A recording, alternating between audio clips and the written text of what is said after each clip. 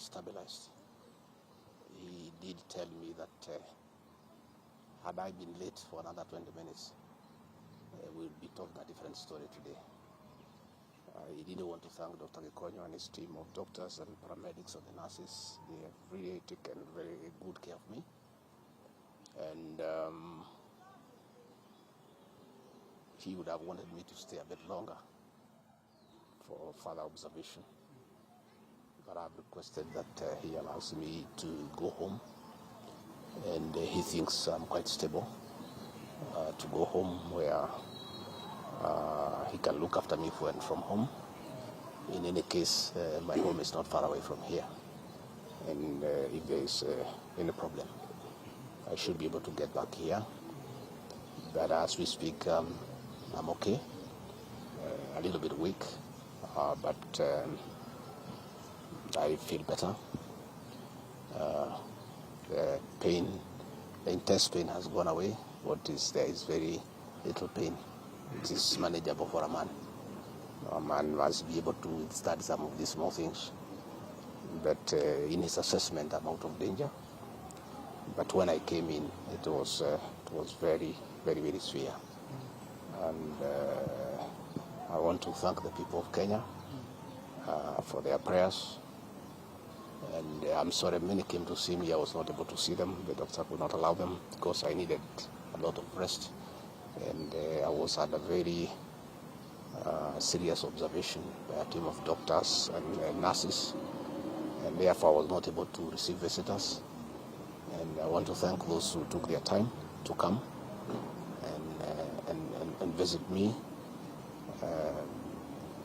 Millions of Kenyans who have been praying for me for my quick recovery. I really want to thank them and to say that I will remain forever indebted to them for their concern, for their love, and for wishing me quick recovery. The unfortunate turn of events there during that particular time. Even as you were receiving treatment, a lot was going on in terms of Senate proceedings, the outcome of that.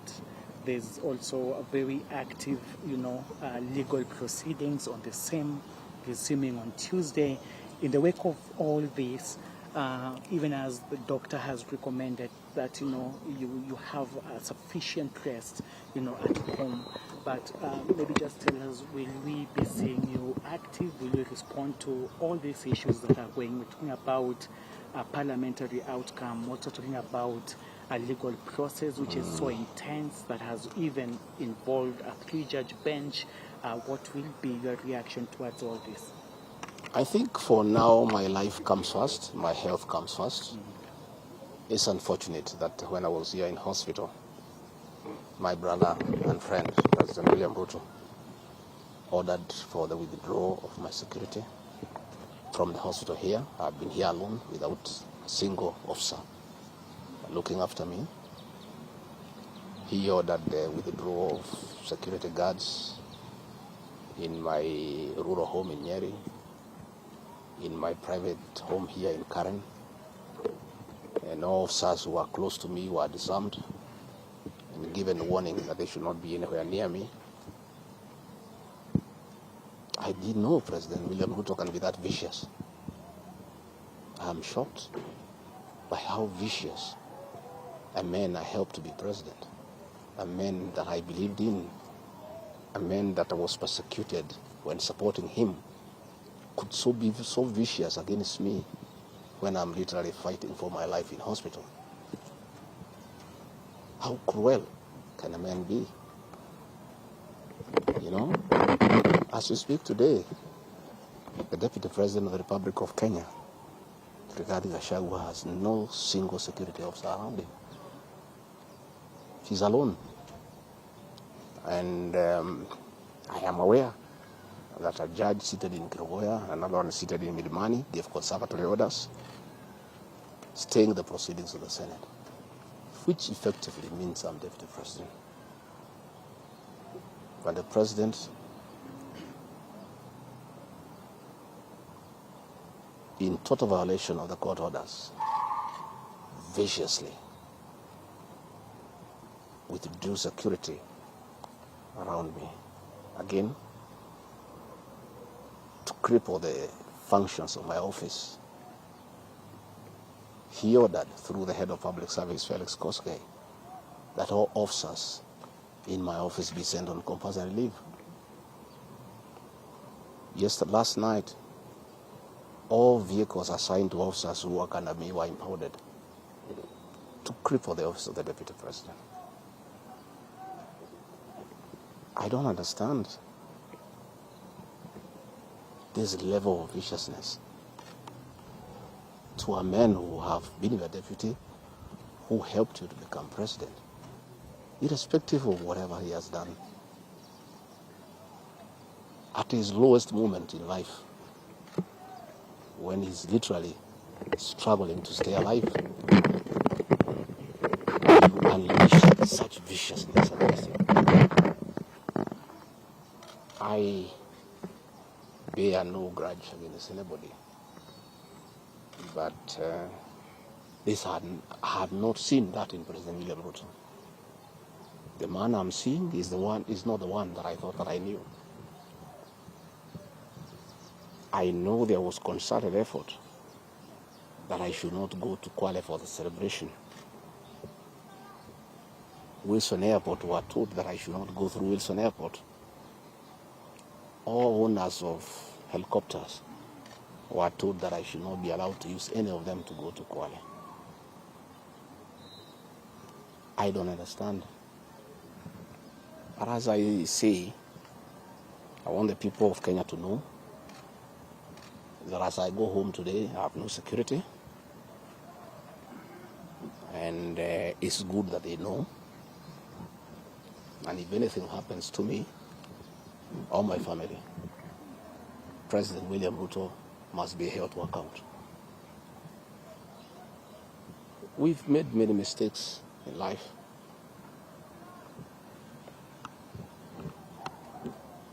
And we keep on learning.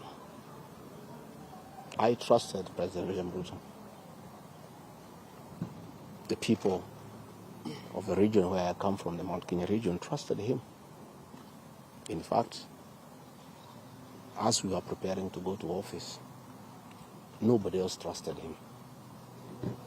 Musalia Mudavadi demanded that they must sign an MOU with him, which they did. Moses Wetangula demanded that they must sign an MOU with him, which they did.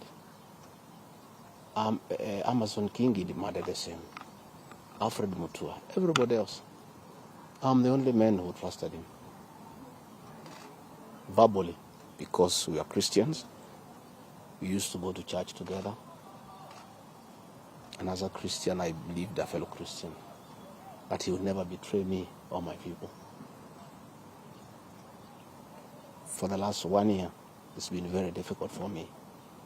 But I'm a very persevering man, very enduring. And what happened on Thursday is a culmination of continuous persecution and stress for a year. And when I look at it, probably it is history repeating itself. That President William Ruto wanted to take me the route President Daniel Arap Moi took Kenneth Matiba. He pushed Matiba up to getting a stroke and eventually dying. When I look to what the president is doing to me, especially now when I'm in hospital, crippling me, treating me like an animal, I think he wanted to take me the Matiba route. But God is gracious. It didn't happen that way. I hear many of his people are calling here asking whether I'm dead, whether I'll survive, whether I'll recover. They were celebrating. It's the most unfortunate thing that has ever happened in this country. That you can be so vicious to a man who helped you to be president. And the crime of this man, telling you the truth. Don't evict people without compensation, Mr. President. Mr. President, don't overtax people. You are killing them. You are killing their businesses. Don't force a housing program on people. If people do not want these houses, don't force them. My only problem with the president is just being truthful because nobody else can tell him. The framers of the 2010 Constitution wanted a deputy president who is elected as a buffer who can stand for the people. The charity we are being treated for, two, is get rid of an elected deputy president and appoint a control freak. A fellow you appoint who cannot ask a question, who cannot say anything. And I'm sure if they succeed, he'll be asked to sign an undated resignation letter so that in case he starts asking questions, he can just be told to resign. But the framers of the 2010 Constitution were very clear in their mind why they wanted a deputy president who is elected.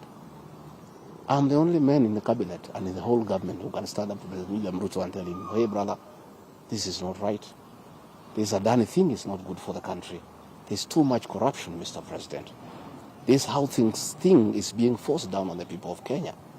And they don't like it. Please don't force it down on them.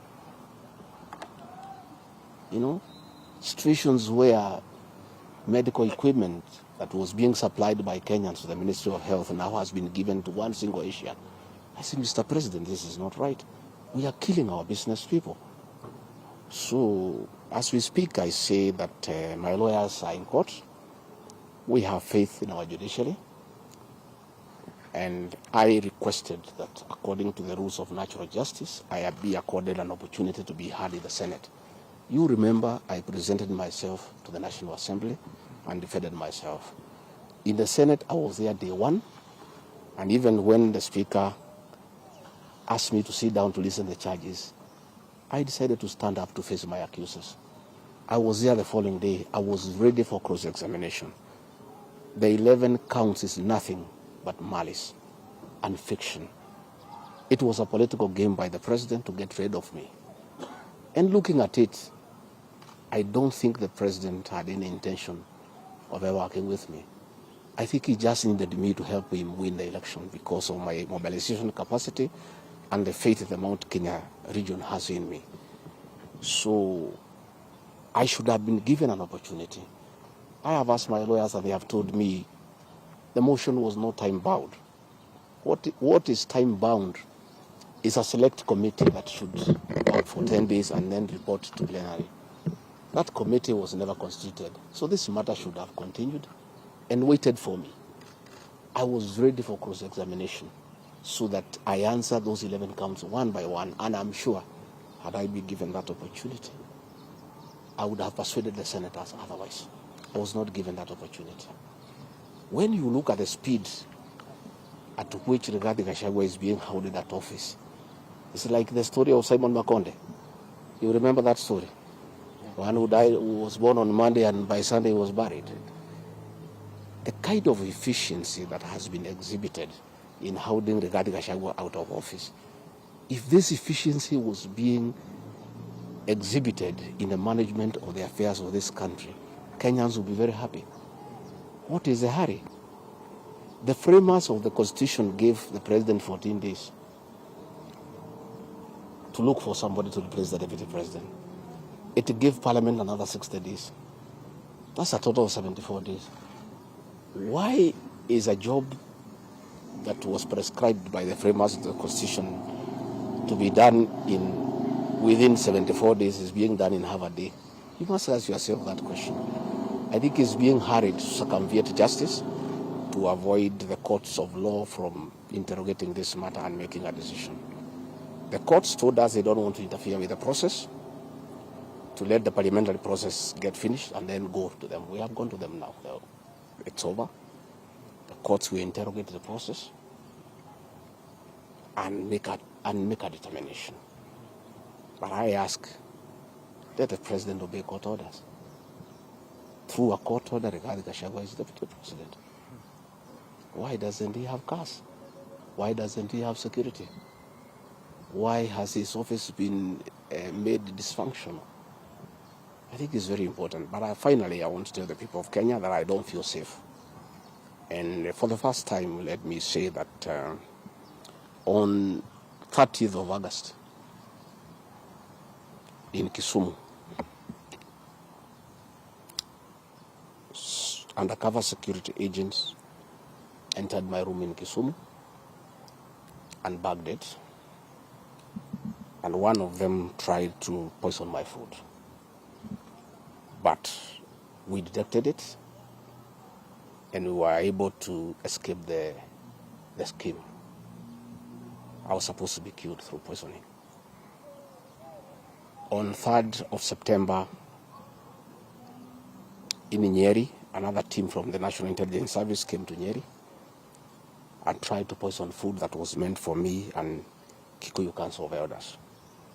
I did report this matter to the National Intelligence Service, and the officers who were assigned to my office, I asked them to leave because I felt I was not safe. After the 2 attempts to assassinate me through food poisoning failed, it is when this impeachment motion was hatched. When my security was withdrawn here, officers from the National Intelligence Service have been hovering in every room, in every compound here, to an extent that I had to call my wife and my children. Thank you.